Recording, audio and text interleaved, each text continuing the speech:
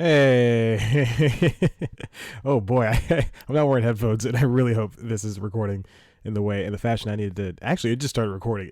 I pressed the record button. The Audition asked me what I want to title this file, and I said episode 55 Addendum, and then it started recording immediately. So there we go. Speaking of Adobe Audition, I've had a couple issues with it. This is why I'm recording this stupid addendum to this episode of the Constitutionals podcast. So listen here. Last week, I mentioned I had audition issues in which it would just crash but it would just crash on me in the middle of recording. So it did that, I think, 3 times last week. And then this week it did it when I was in the middle of recording, but it really porked up the file. So the main issue is that the file is half listenable if you can get past all of the distortion. So what I'm going to do is I'm going to still upload the episode along with this addendum. So here it's going to go addendum, this episode, so the theme song, this episode, and then the closing song. And then it's going to be, I'm going to do a little special treat for you. I'm going to give you one of the interviews that I have done over the past few years at C+ Comedy. So I do phone interviews with comedians, and I'm just going to give you one full interview with a comedian of my choosing.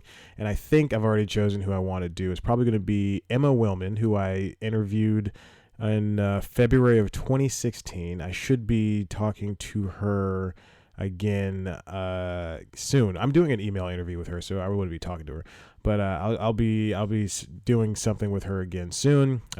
Follow up with her on some stuff. So there's that. So if you want to listen to this episode, great. If you don't want to, don't. But I spent too much time on it. It was really good. I talked about a lot of things that I just don't have the energy to go over again. So if you like this episode, go ahead and do it. If you don't, I'm sorry. And hopefully Audition will never crash again. But who knows? This might not even sound good. This might not. I could press stop at the end of this and it won't be good or anything. But here I go. I'm talking for a very long time. This is too long. Okay, I'm going to hang up now. Enjoy the episode and in the interview. Goodbye.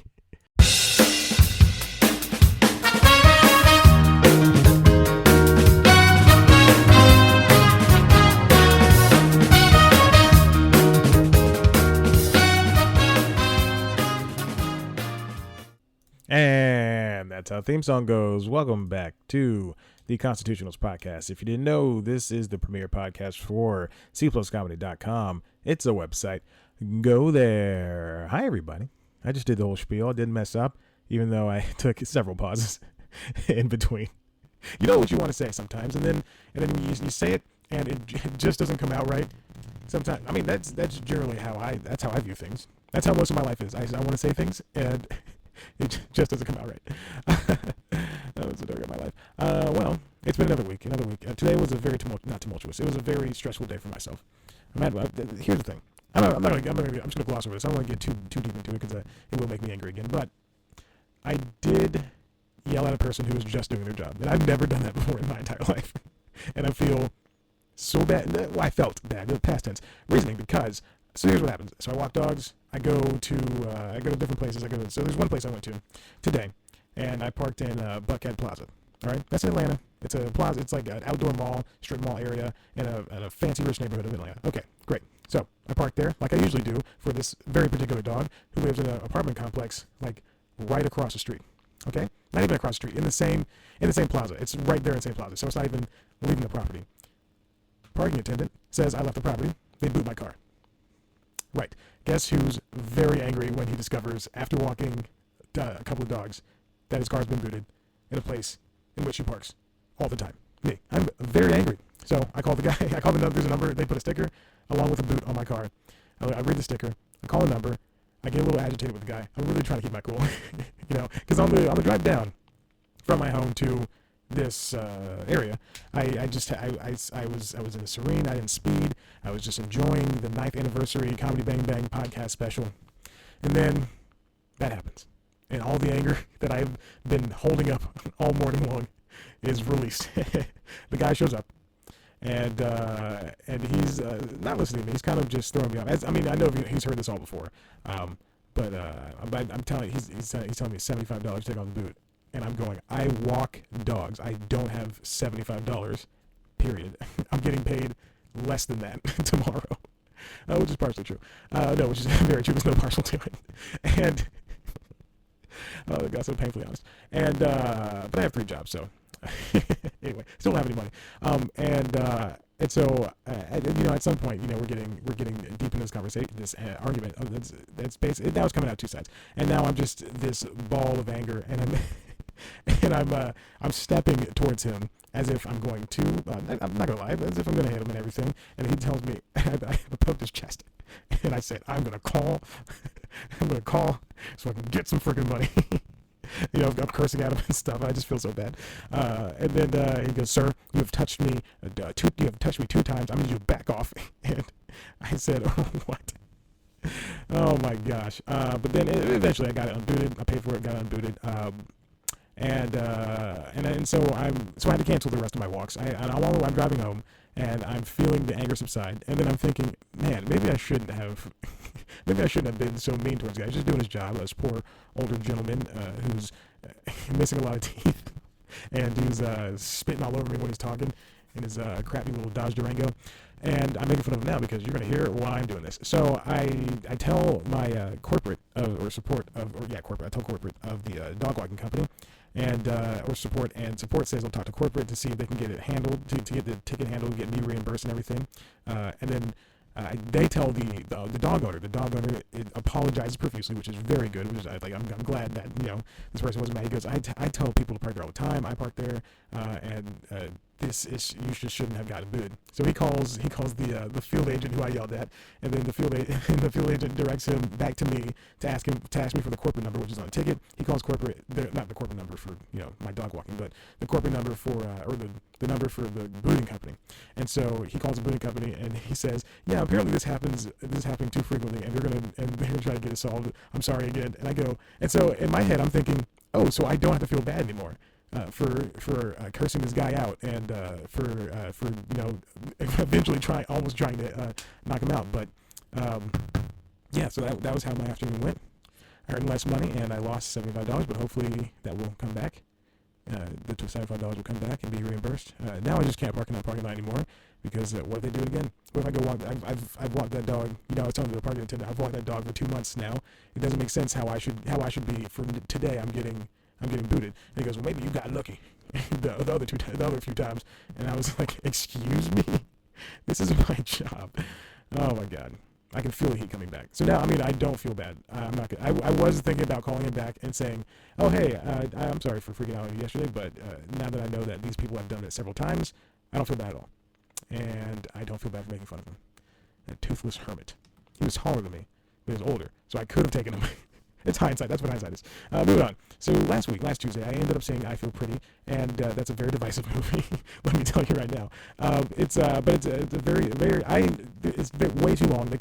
It's an hour and 50 minutes. They could have cut, I would say, 30 minutes off of that. It could have been an 80-minute movie, 85 minutes.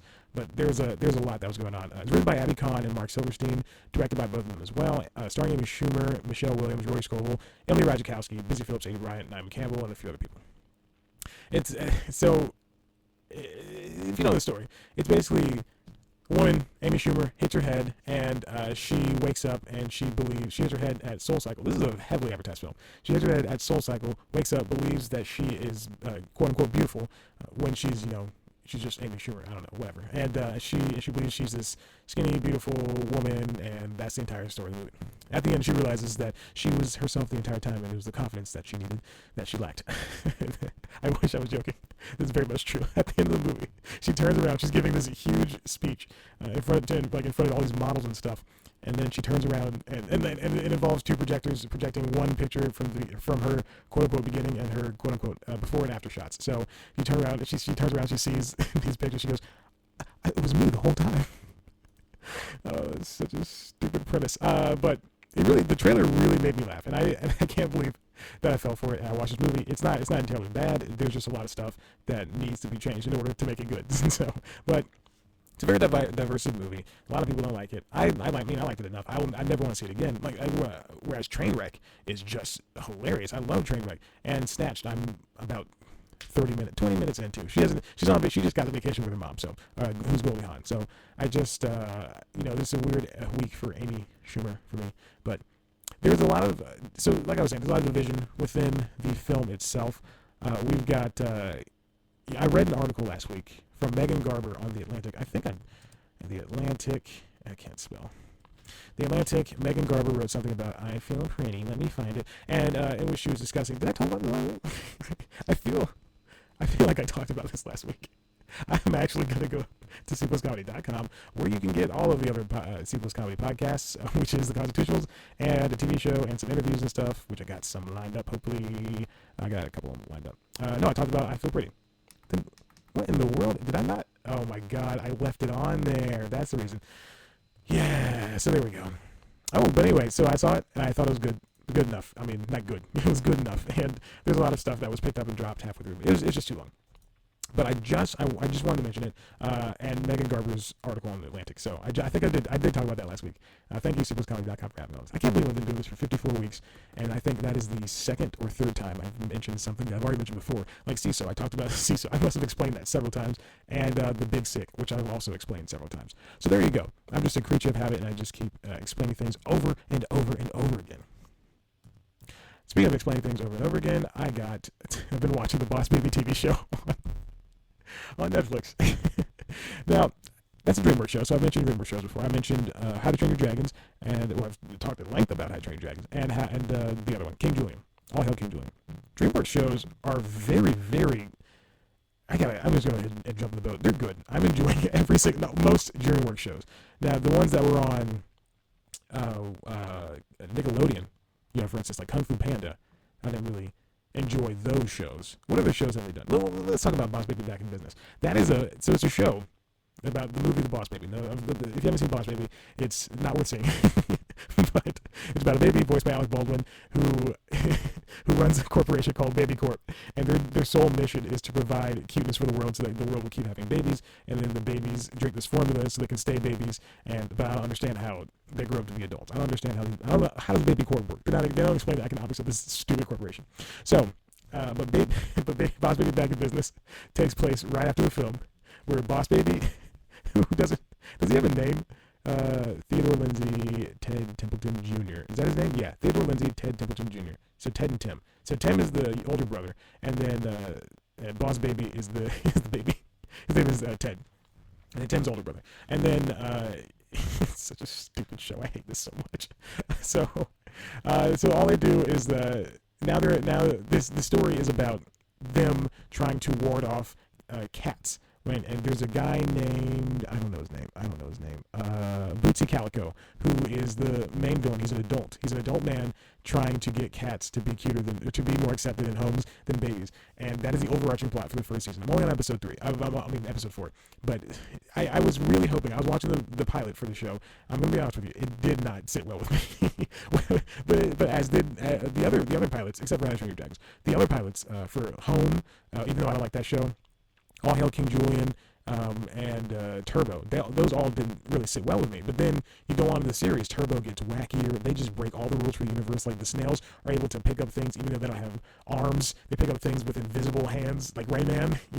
Rayman. That's a reference. And then for All Hail King Julian, they play with the conventions of telling a story right up until the beginning of Madagascar, until the movies. They play the conventions of a prequel. They really break ground on what can be a joke for a child and what can be a joke for an adult. I really do like All Hail King Julian. And then, Home, I'm not really a fan of it. I don't understand why they couldn't do CG for that show. They went to 2D animation, and it's not that funny to me. I put it on late at night if I'm, playing a video game or something, but it's nothing that I would seek out to watch. But then you get the Boss Baby, and it's really great. Save for the fart jokes and the poop jokes and the just not obscure, just the references that just aren't funny. But Boss Baby Back in Business is very enjoyable. And the guy who's replacing Alec Baldwin did a really good job. Boss Baby was a book? I can't believe that was a book. That's crazy. So, go read the Boss Baby to your children. DreamWorks Animation, how many shows do they have? They've got Mr. Peabody and Sherman. So that's canceled? Is that over? I didn't watch that show either. Mr. Peabody and Sherman. I wasn't a fan of that show. I watched that. Yeah, that's over. They got up to 52 episodes. 52 episodes is what cartoons used to do back in the day. And by back in the day, I mean like up to like 7 years ago. That's what they used to do. And now they, just for syndication rights and stuff like that. Oh, they also have the, what's that show? Oh crap in the hat. What is the show that I really, really like? They have Voltron and Troll Hunters. Both of those are great. Oh, then they have Trolls, The Beat Goes On. I think I watched like half of an episode. Oh, then they have Puss in Boots. Puss in Boots. And Dawn of the Crudes. I completely forgot about all of these shows. Man, I like Puss in Boots is okay. This is very, very childish. Dawn of the Crudes is strange, but I think it's fine. I think I've seen past season 1. Anyway, go watch Boss Baby. Speaking of TV shows, you should watch Champions. Champions is a Mindy Kaling creative project over there on the NBC network. It is a show that is starring, Anders Holm and the kid from Other People. What is his name? He's a very funny child. I think I hate children. I think he's very funny. His name is JJ Toda. He was in Other People. He grew up since Other People, even though that movie came out 2 years ago? Yeah, he was in Other People. Spider-Man: Homecoming. I don't know what Magic Camp is, so go watch that if you need to. He was in Jesse as well. He's in Glee. And Live in Maddie Callie style. He played a character named Skeeter Parham. All right. Anyway, Champion and Fortune Feminister. I don't know why she's a main cast member. And then Musa Makar. No, wait, what? I'm sorry. Andy Favreau as Anders Holm's brother. So that's a show. It's been on for a few weeks. It's a show about the two brothers, and they they own a gym in Brooklyn, and they're just trying to keep it afloat, even though it's expensive and stuff. It's fine. It's not. I mean, it's a Mindy Kaling show. Mindy Kaling and Charlie Grandy created the program. I think Charlie also worked with Mindy on the Mindy Project. Yes, he did. Yes. It's a show. So if you imagine the production of what Mindy Project was like, they have the ADR, which is they throw in, like if they ever cut to a character who is speaking behind the back of the head and the other characters are reacting, and you can't discern what the speaking character is saying, that's called ADR. It's like it's after the fact jokes. If the original joke didn't work, then they'll throw in a joke after the fact, or re-record a joke after the fact. And that's on NBC. It's a fine show. I mean, it's nothing. No one is out searching for this show because it is. Sometimes it can be painfully unfunny, not painfully unfunny, but it can be very unfunny. And it just has that textbook Mindy Kaling Productions feel. What is her Kaling International Incorporated? It just has that feel. Because of the joke thing, and then the characters always do these one-liners, these non-sequiturs, which is fine. I think it's a fine show. I'm like 2 episodes behind. I watch it in concert with another show, a show on Fox, that is almost like this show. What is it called? LA to Vegas. LA to Vegas. That is the show that I think is also produced by Mindy. Oh, it's produced by Ed Weeks. And it stars Ed Weeks and Kim Matula, Nathan Lee Graham, and Peter Stormare, and Dylan McDermott, and Olivia Macklin. It's a show about people who fly on the same route from LA to Vegas every weekend, and how they all became friends, and blah blah blah. Fox picked up the show for an additional 3 episodes for a total of 15. That's crazy. This show has decent ratings for a broadcast show on Fox at what, 8 o'clock? No, not 8 o'clock. Because Lethal Weapon comes on at 9 o'clock at night. I thought they would. If I were Fox, I would change the scheduling to put LA to Vegas on before the Mick and slash the new girl, which took over the Mick's slot for the few weeks that it's going to be on. I would think that you'd put New Girl on leading in, so you can get the ratings. I mean, that's how broadcast typically works. That's how television works. You don't put the new show in front of the old shows. But anyway, that show is really fine, really fun for what it does when it brings in people. It's a really good cameo show. Zachary Knighton plays a character on there. He's Kim Matula's boyfriend on the show. Amy Landecker's great. Kevin Donahue popped up in like the first episode, I believe. Dermot Mulroney plays a great villain to Dylan McDermott's character. Very funny. Then just a few others. It's a show I'm always behind on. I think it's fine. And the joke is that their airlines is not Frontier. That's what I'm flying on next week when I go to California. More on that later. They fly on a budget airline called Jackpot Airlines, and all they do is go to LA to Vegas. I think that's like a 45-minute flight. I'm not entirely sure. I think it's 45 minutes or an hour. And they always have these weird adventures. Like there's one episode where they all have to stay on board the plane, and it's hot, and they can't get off. They have a fight. Dylan McDermott is going to fight Dermot Mulroney.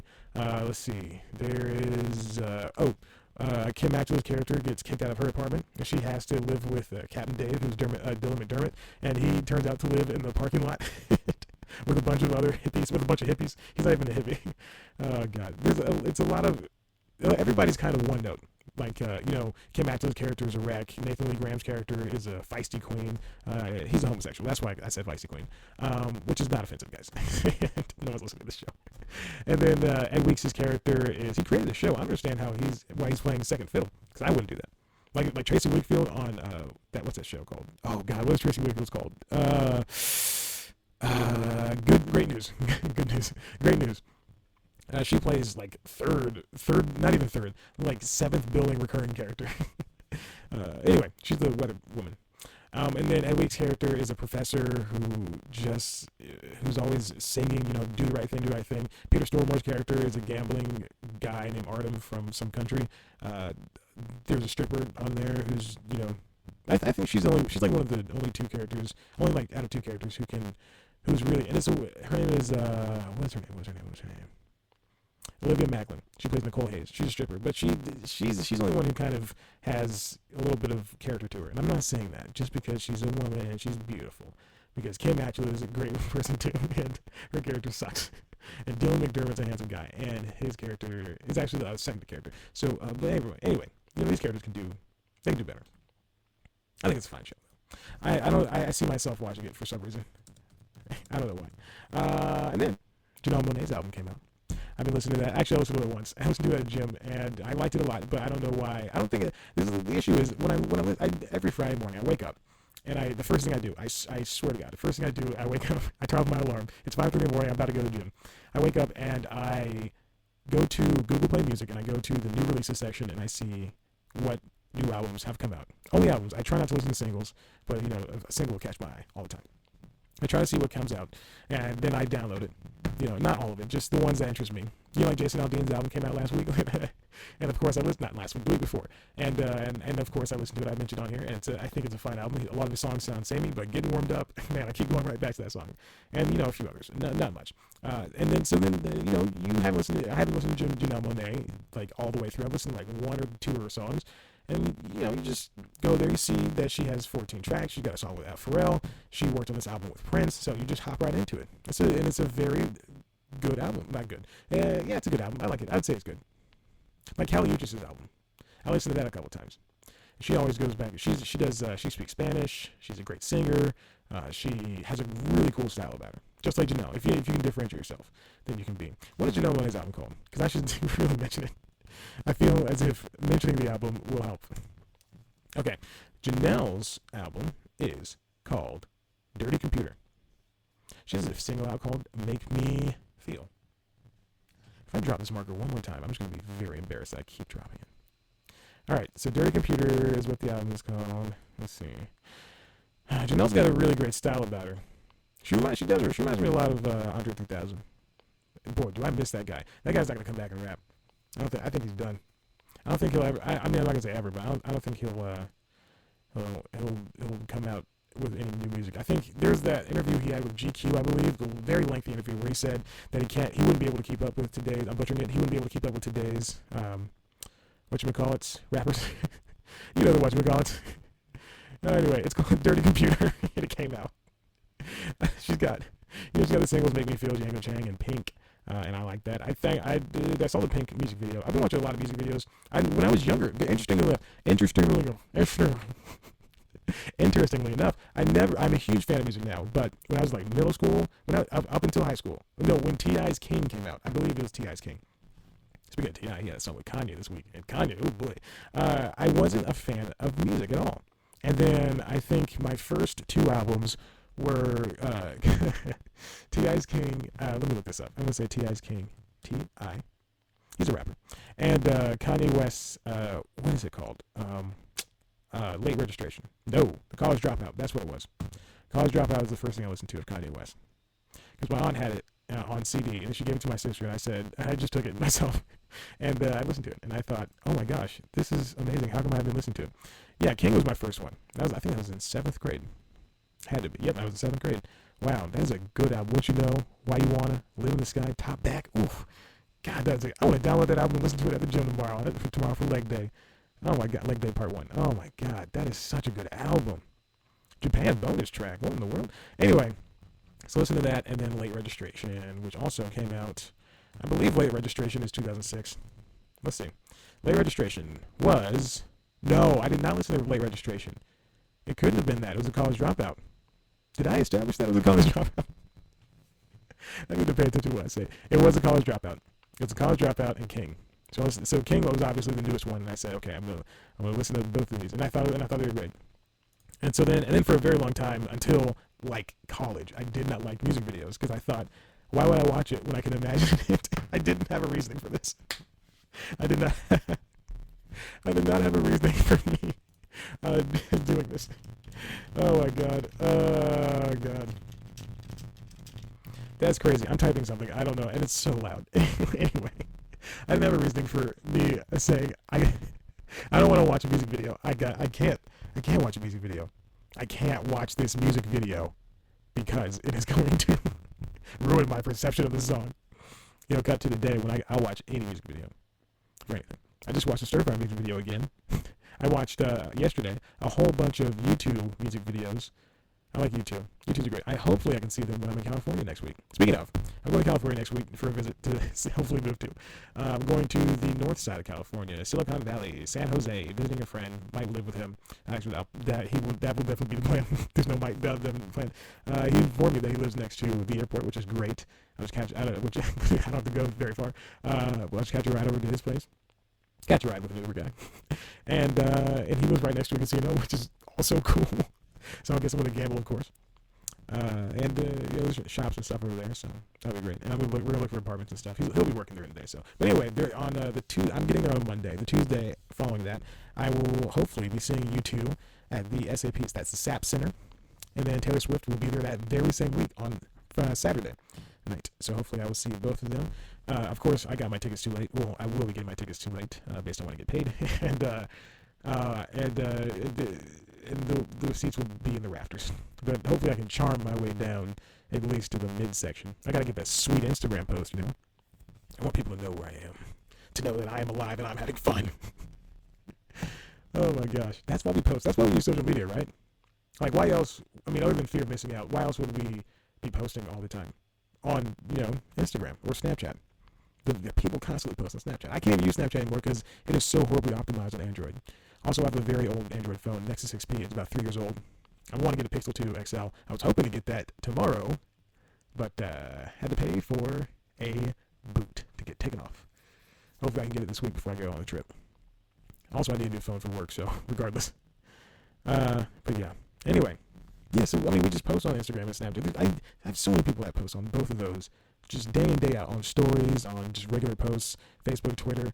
What are you doing? Why? Why are we doing this? Like, why, or better yet, why do I even post on YouTube and make this stupid podcast and anyone's listening?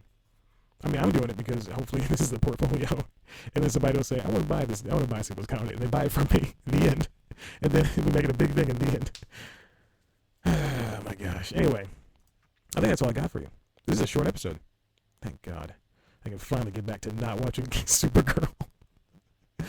You think that's the original intent of Andrew Kreisberg and the rest of those guys? I'm sorry, Greg Berlanti. Andrew Kreisberg is a trash monster. Is he the one that was sexual harassment? Speaking of sexual harassment, the Weinstein Company is in deep doo-doo. Andrew Kreisberg. Is he the one? Yeah, that's the one. Oh, God. Look at his stupid face. I think I've written this in a news time before. He looks mid-fart. Ugh. Oh, my God. Anyway, that's all I got. Oh, The Simpsons also made it to 636 episodes. That's making the longest running show in prime time, which is great. It's a fantastic show. That being said, the episode they were in which they addressed the poo thing was not good. It was bad. It's a bad episode, and that segment was bad. There's some stuff I could salvage from that to make it good, and then that's how I view things. I just salvage and try to make it good. Try to make good out of it. Because there was let me continue on this. Not the rant. But the episode from last night where Grandpa Simpson has a heart attack and he tells Homer the worst thing that he'd ever done, and then we find out what it is, and Homer can't forgive him and stuff like that. That was all right. It was fine. It wasn't an episode that is going to stand the test of time. With them referencing it being the longest running series in that episode and in the episode prior to that. which was about something. I don't know. Listen, that's true. I watch a lot of Simpsons. I watch old and new. I watch a lot of Simpsons. But anyway, let me talk about this real quick. Last week I was listening to the podcast Who Charted, and guest co-host Natasha Leggero was on with her husband Moshe Kasher, and she said something that really, really stuck with me, and which is the reason why I haven't reviewed anything in a very long time. She said that, I think it was her or it was Moshe, one of them said that critics just look for something to hate in a project, and it's so true. If you barring anybody, from the New York Times, or, it can go as high as the New York Times, it can go as high as the Atlantic, it can be as low, common denominator, as a GameSpot or IGN. You can't equate IGN to New York Times. It can be as low as it can be as low as IGN. It can be as middle tier as AV Club. It can be as high as the New York Times. It can be any one of these things, or it can be as mid tier as the Guardian. I said it. Give me a job, Guardian. I'll change you around. Give me a job, anybody. I'll change you around. I'll make it better. I'll keep adding to it. There are a lot of critics who just come out to hate for anything. Like listening to what is that show called? It's Giant Bombcast, their podcast, their 18-hour podcast.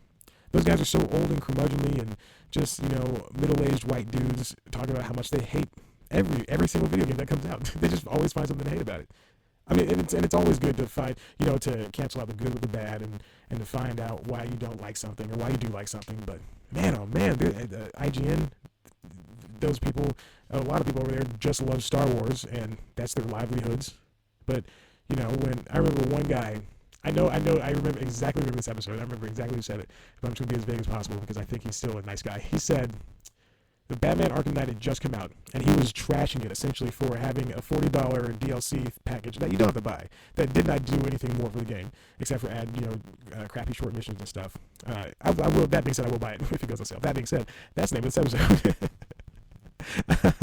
But he said it was dumb and stupid and it didn't make the game better. I'm not really saying the words right, but he basically trashed the game because it had this $40 DLC thing that you didn't have to buy. Instead of DLC that you didn't have to buy.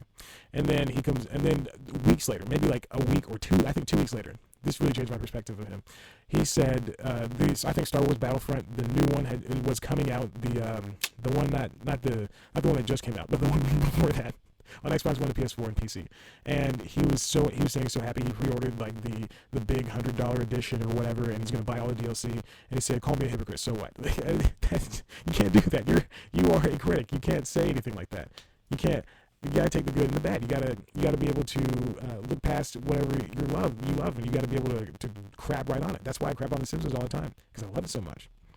That's why I'm harp on Nintendo. Guys, let me back up my saves.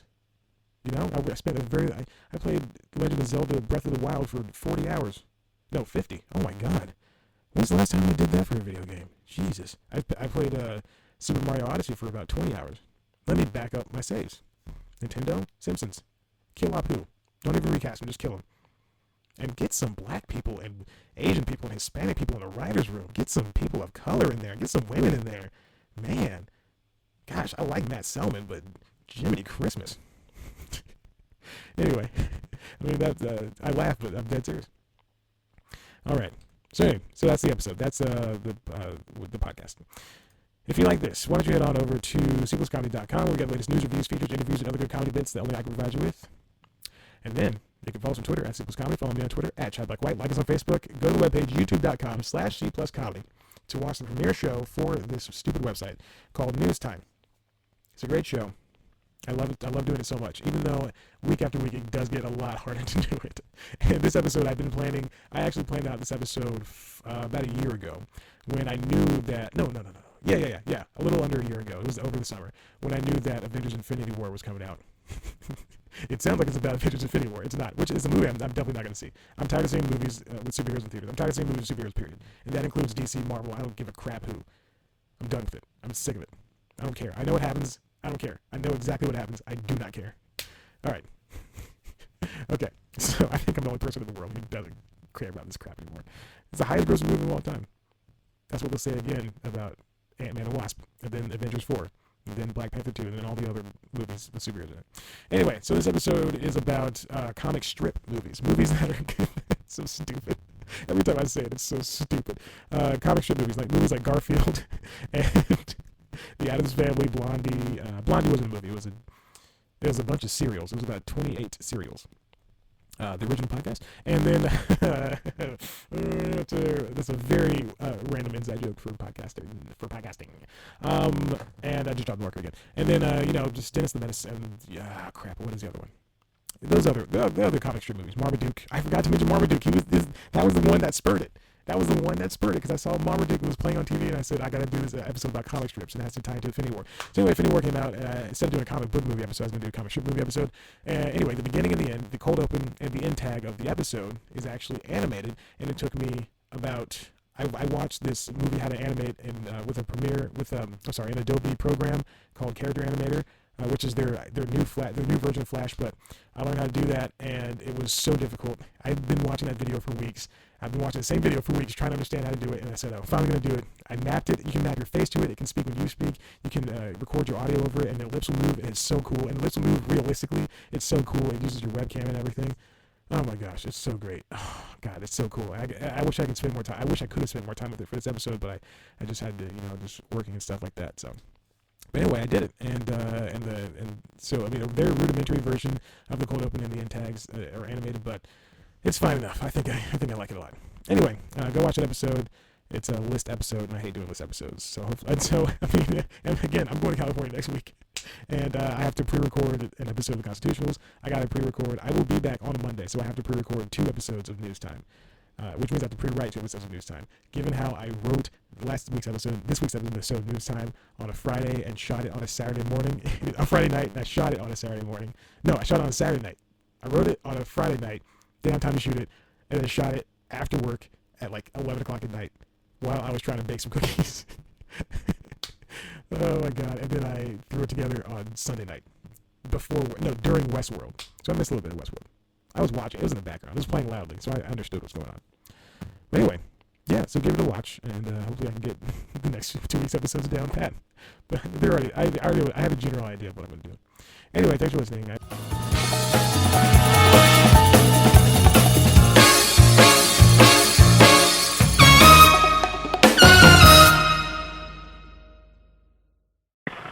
Emma? Hey, Chad, how you doing? Doing well. What about you? Hey, Chad, how's it going? Doing well. I'm doing good, thank you. Good. How was your first show yesterday, actually? It was great. I mean, the show is Catherine still on the line, too? I don't think so. Is Catherine still on the line? Oh, okay. I didn't know how it worked. Yeah, I am. Sorry, it was great. Oh, hey, Catherine. Oh, cool. I didn't know how it was. I didn't know addressable with you guys. I'm just around, but whatever. Oh, yeah, please. I mean, whatever works. The show was good. It's all pre-recorded, so we had actually recorded the episode maybe 3 weeks ago, and then it was just in editing. So yesterday was the first time I got to hear it, but it wasn't a live show, if that makes sense. No, it does, definitely. So you guys pre-recorded it, and then how long was it? Like you just tackled whatever you could, and then put it into like an hour, 2 hour show, and then send it out to the ether? Well, this was what was great. So the guy who's producing the show is also in programming. So originally the show was supposed to just be an hour. We were going to do an hour right after the Bennington show. Mm-hmm. And then we did the interview with Paul, and we were trying to get, just the story behind him and his album and everything that was going on with the album release, and get to, hit a little bit of his backstory. And I thought we would actually cut that interview down to 20 minutes, but they ended up having a full 40 minutes. So we did that, plus we featured 2 albums that are not in rotation on Raw Dog without interviews. So in total, I think the show was about an hour and a half, an hour and 40 minutes. So they were flexible with us about the time. So what the gist of this show is to give new comedians a chance to show what they're made of with like clips from their albums and via these interviews. So what's the exactly? So that's the overall and goal. Also, they don't have to be new comedians. Okay. They don't have to be new comedians. They just need to be new to Raw Dog. So it's any comedians that have not previously been featured on Raw Dog. Yes, being honest. So you're actually taking a lot of submissions, I guess. Oh my God, so many submissions. It's going to be a mix of getting submissions from people that are like, people that have just started. So these are like, but two of the clips that we're going to be playing on the next episode are from people that, I've maybe been doing comedy a couple years, and they just sent in great clips. So they don't have albums yet. We're going to have a highlight section where it'll be comedians who don't have albums out, but they still just have some really good jokes they feel strongly about, and then we'll be able to feature those towards the end. But the premise of it is, are you familiar with check spots at comedy clubs at all? No, I'm not. Is that in New York? It really is a New York thing. Sorry, I was just running. In New York, how they do it is they'll have a new comedian go up and perform while everyone's paying their checks. And it's kind of a way for a new comic to get into the club. I used to do them. Honestly, they're brutal. But we wanted to find a way to, reclaim that. So this is like the raw dog equivalent of a check spot. Obviously, it's much more cushy than an actual check spot because it's like you're just getting your album featured. Or, in some cases, clips from your set that have not been, on an album yet. How long are the check spots if a comedian's going up there while someone's trying to pay their check? Listen, it can be anything. You can have a check spot that's 5 or 10 minutes, say it's a small crowd. I personally did a check spot once at Broadway Comedy Club where the credit card machine broke. Of course, there was no way to communicate that to me while I was on stage. I think it was 12 o'clock on a Friday, and this was my first year in New York. I think I was on stage for half an hour, maybe 40 minutes. I probably had 5 minutes of material at the time, so I was just up there trying to do crowd work. Who ate what? What's going on? What's up? You guys eat a lot of those? Okay, how much was your check? So when you're actually doing a check spot at a club, it's so tough because you have no idea. But probably, ideally, it's a 10-minute spot. On our show, we're going to just feature, it'll probably actually be about the same. We'll feature anywhere from 2 to 4 tracks, and then whoever we interview will feature a couple more, cuts from them. So it sounds like you really got your mettle tested when you were first getting started in the biggest possible way. Absolutely. I mean, I started doing comedy in Boston, and they don't have check spots in Boston. Usually someone, the checks will just get dropped, and whoever's on stage will absorb them. But in New York, it's a whole thing. That's when they kind of that's when they'll throw up a new person, which is good if you're not doing that spot. But then when I started leaving New York and doing clubs where they would drop checks on me, I almost was unused to it because I was now used to not having to do the check spot. So you have to learn a different muscle because you have to figure out a way to keep the audience engaged while they're doing their checks. And I mean, me personally, I'm dyslexic, I'm bad at math, so when I try to do a check, everything is phased out. So it's definitely an uphill battle usually. Now, I watched the promo for the Check Show, and you said that your inspirations were Betsy Ross, Wanda Sykes, Margaret Cho, and Corinne Steffens. Now, are you channeling them as you interview these new comedians, or are you channeling somebody else, kind of I guess, Conan or John Oliver or somebody of that caliber?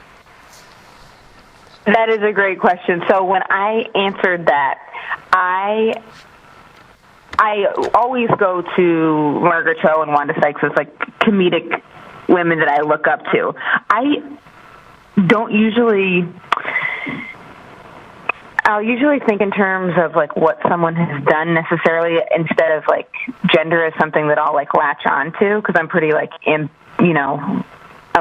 a girl, but I'm very boyish. I'm all over the gender map with stuff. So when I'm interviewing, usually I would like to think of it kind of like an edgy Ellen, actually. Very friendly and inviting, but maybe a little bit darker, too. But when I said Betsy Ross or Corinne Steffens, I was just thinking of women that I think are great, not necessarily ones that I personally try to emulate. Even though, I'm down to try to learn how to stitch the flag. I'm not saying that. I would happily stitch the American flag. How is hosting... but I'm not trying to, play with a bunch of rappers. Understandable. How is hosting a radio show on Sirius versus hosting something like your podcast or hosting, the Sensible Show? Well, so for hosting, when I did the podcast with Dear Kate, that was actually done in like an extremely professional way. So I really treated that as though it was like a big production radio show. So that was a pretty easy transition, but it's very different from hosting a live show because, I mean, one, you can go back and edit it, but what's easier is you can like go in and edit things, but it's harder because when I'm not doing the interview, it's just me in there by myself. So I don't have an energy, the producer's there, but I have to figure out a way to keep the energy up as though I'm at a live show without any people in the room. So that was definitely an adjustment for me. Also, I'm so used to hosting live shows, I would say things like, up next, we're going to see this person, but it's radio, so I had to adjust that. And now we're going to hear little adjustments like that. So are you, how many do you have? They're very open.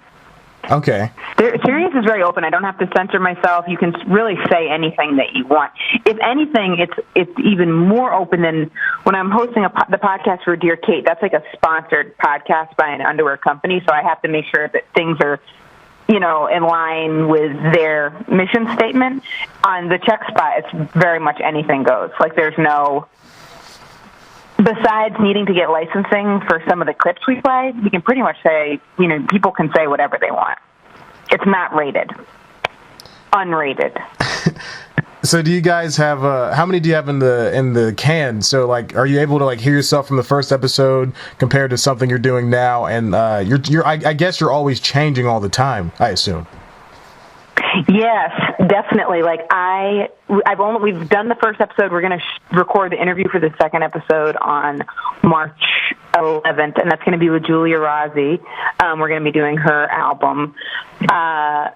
So I will be able. It'll be a good way to track stuff, and I think, it'll be a great way to track hearing myself grow as an interviewer. But as of now, we only have one interview. All right. Let's see what else we have here. Now, are you going to try to make this show as good as possible, of course, but then eventually, would you like to see it go to like a weekly format? Yeah. Oh man, like the more the better. The trick with this particular show, though, the reason we actually wanted to do it monthly is we really want to vet. We have to find albums that are really good that are not already in rotation on Sirius. So it's actually a taller order than you would think. So we're going to look for albums that maybe have been out for a while from road comedians that just never got put into the mix, and then also new comics. This is in terms of the albums, but we wanted to keep that portion of it monthly just because we want to make sure that we're coming forward with new, really good product. But in terms of me, Emma, absolutely, I want to have, my ultimate goal is to have a late night talk show. So I want to have a late night, daily talk show. I don't know if this show will turn into that. This show kind of is most conducive to keeping it really good, to being monthly. But if we start getting so much material that we need to showcase more stuff every month, then we would definitely consider making it weekly. That's good. I would love to see more women in late night. Just anything different. Anything. Oh yeah. A white guy. Totally. All Say right. that last part again. Anything other than a white guy. Oh yeah. Not that there's anything wrong with that.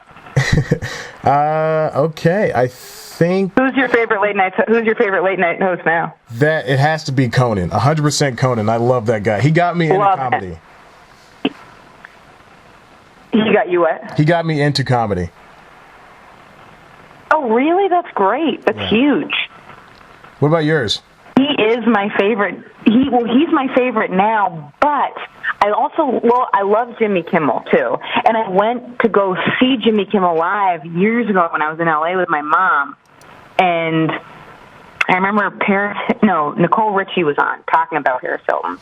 The whole time we were watching him, my mom almost got us kicked out. She was like, who is that? Why is she famous reality star? What does that mean? So people kept on having to come over and be like, shh. So my mom almost got me kicked out of Jimmy Kimmel. That was my first experience with late night TV. She was not impressed with Nicole Richie. She's like, she's someone famous' daughter? What skill is that? I'm like, oh, Jesus. But I love Jimmy Kimmel and I love Conan. You got to take her to somebody she knows. doesn't know any of them. I think they would maybe be deceased. Well, to each their own. I gotta find a way to get it. To Johnny Carson. Oh, geez. Well, I think that is everything. Do you have anything else you want to add?